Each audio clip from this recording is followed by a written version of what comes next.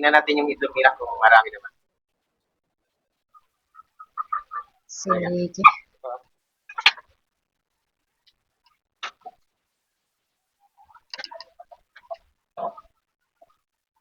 Wow, ang daming eggs. Marami yata akong ma-harvest ngayon.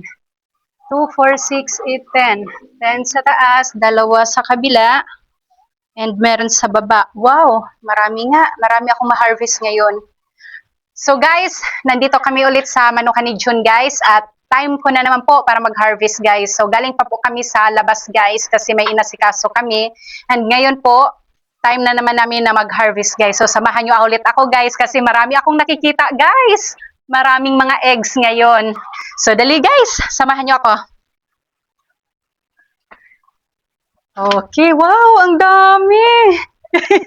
So ito na guys, i-harvest na natin guys. Parami na po talaga yung eggs guys. So hindi na talaga mapigilan yung pagdami ng pag-produce nila ng eggs. So nakikita nyo to guys, ang dami. Sa kabila, mayroon pa. Meron pa nga sa kabila pa. Nakikita ko. Ay, 3 pala to sa kabila. Akala ko 2 lang. Meron pa nakatago. Ilan ba to? Minsan kasi, meron dito nakatago guys. Pag nangingitlog sila, kaya kailangan dinodouble check ko po. Pati yung eggs nila. And dito tayo sa kabila guys. So dito guys, ayan. Oh, di ba?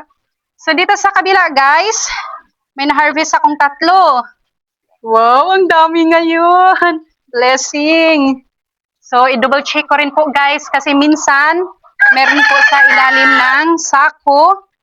And sa ngayon rin naman po, ayan, okay naman, na-double check na natin.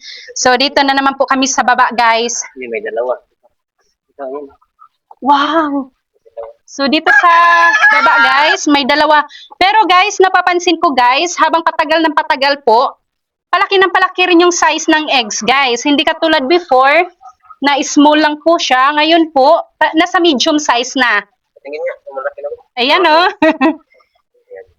Oh, di ba? Malaki na siya, guys. Nasa medium size na. Hindi katulad nung... Oo, maliit pa. Oo, nung mga nakaraan, is maliliit pa po. So dito guys, sa ilalim, yes, meron pa. Lagi talagang may egg dito.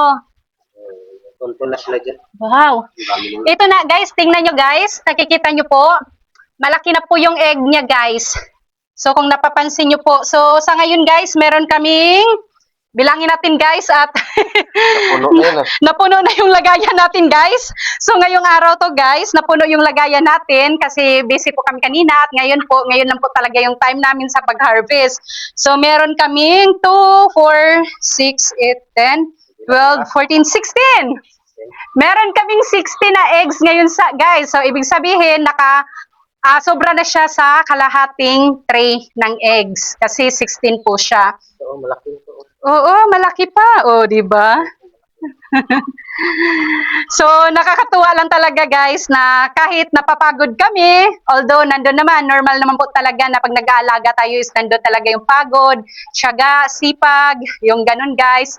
So, nakakatuwa lang guys kasi naka-harvest kami. Parami ng parami yung naka-harvest namin guys.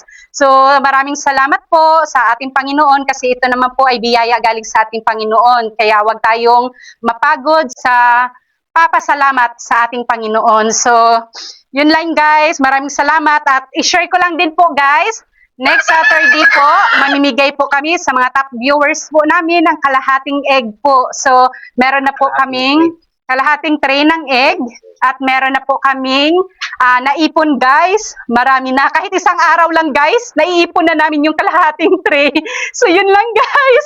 So, wag niyo lang po kalimutan mag-like sa aming mga videos, mag-comment, at i-share na din po ang aming mga videos. So, yun lang guys. Maraming salamat po and God bless!